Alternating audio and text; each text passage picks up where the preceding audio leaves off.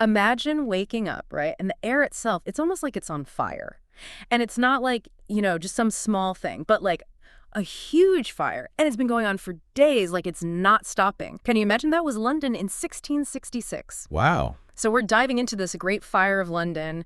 And, it's one of those things, it's not just history. It makes you think, right, like what could happen even today? It really does. It makes you wonder, like, could something like that even happen in, a modern city in the West? I mean, it's kind of scary to think about. It really is. So we've been looking at this lecture about it, and it's amazing. There's just so much more to it than just, the fire itself. Oh, absolutely. And it really shows you, like, how everything in a city is connected, the way it's built, the people, even the politics, all of that played a part, both in the fire happening and what happened after. Yeah, it's like London back then was like primed for disaster. You know what I mean? You had the plague, so the city was already messed up, and then those wooden houses all crammed together. And who knows the last time anything was cleaned properly? It's like something was bound to happen. Yeah, you can totally see it that way looking back. And yeah, the plague, that's huge. People forget London was still recovering from that. Yeah. People coming back trying to rebuild. But there was also this, I don't know, this tension. It's like the whole city was on edge. So you've got this trauma, this uncertainty, and then on top of it all, wasn't England still a bit shaky after their Civil War? Totally, yeah.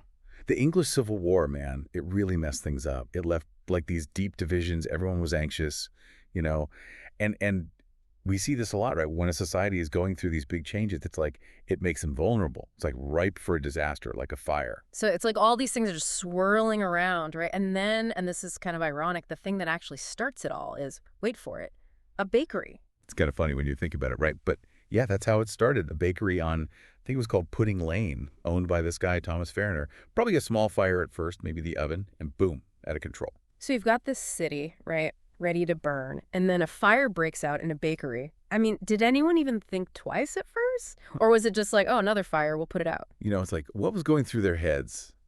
Sadly, we can only guess. But we do know that fires in London, those were a regular thing, right? It was a city built of wood. What do you expect? I guess what made this one different was the timing, where it started, and just, I don't know, everything else going on. Like, it was just the perfect storm. So the fire's going, right, and it just starts spreading like crazy. Like, I'm trying to picture it, those flames just eating up everything in their path. Was there even any way to stop it at that point? It was just, like, so fast. Yeah. And remember how we were talking about the streets being super narrow and all those wooden houses packed in there? It's like they weren't even houses. They were just like waiting to burn. And to make things worse, there was this wind that night, and it just like pushed the fire along, sent those burning embers everywhere.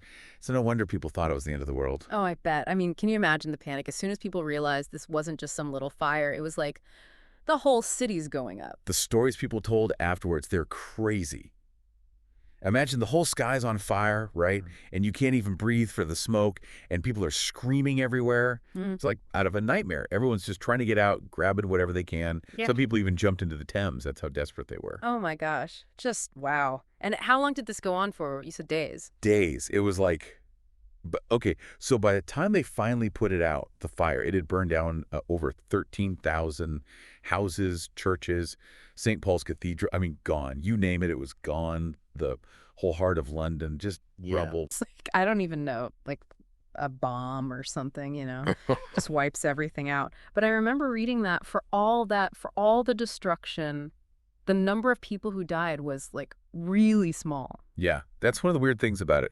Officially, they only counted a few deaths, and historians always say this, that number's got to be wrong, right? I mean, think about it.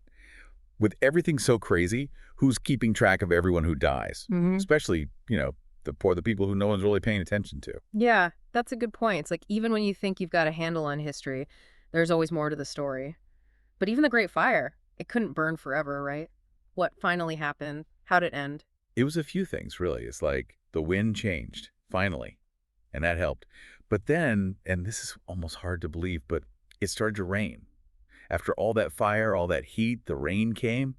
Can you imagine? Oh, man, everyone must have just been like, thank goodness. But then it's like, what do you even do? You've got this whole city. It's basically a ruin. People have lost everything. Where do you even start? And that's where you see, like, how tough people are. Like, almost right away, people started making plans to rebuild. And it wasn't just sadness, There was hope, too. Like, we're going to build a new London, a better London. And this is where the architect Christopher Wren comes in, right? He designed the new St. Paul's, but he had ideas for, like, the whole city, didn't he? He did. It's like he saw the fire as a chance, not just to rebuild the same old London, but to make it better. Wider streets so fires wouldn't spread so easily, these things called fire breaks.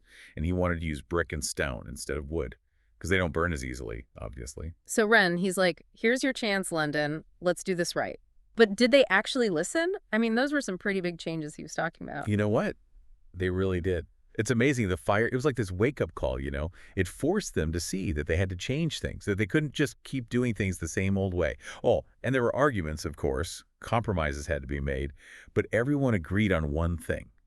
They couldn't let this happen again. And that's where our modern fire codes come from, right? The building codes, what you can and can't build with, the whole idea of preventing fires in the first place. Wild. Totally. Like, who knew that something we take for granted today came about because of this one event hundreds of years ago?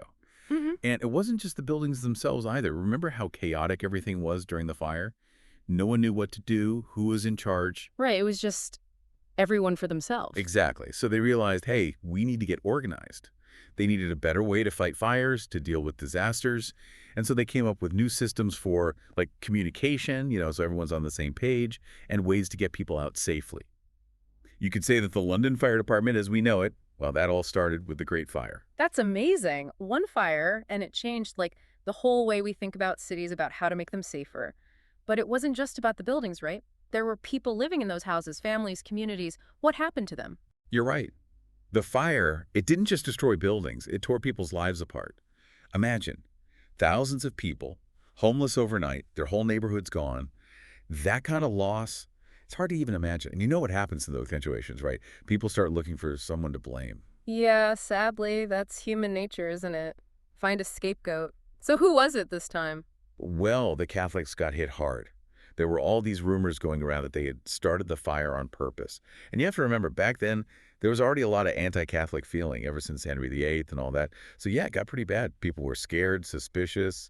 There was even violence. It's like even when something terrible happens, even when everyone's hurting, people still find a way to be divided. It makes you wonder about the stories we tell, about the fire, about what really happened. Whose version are we hearing?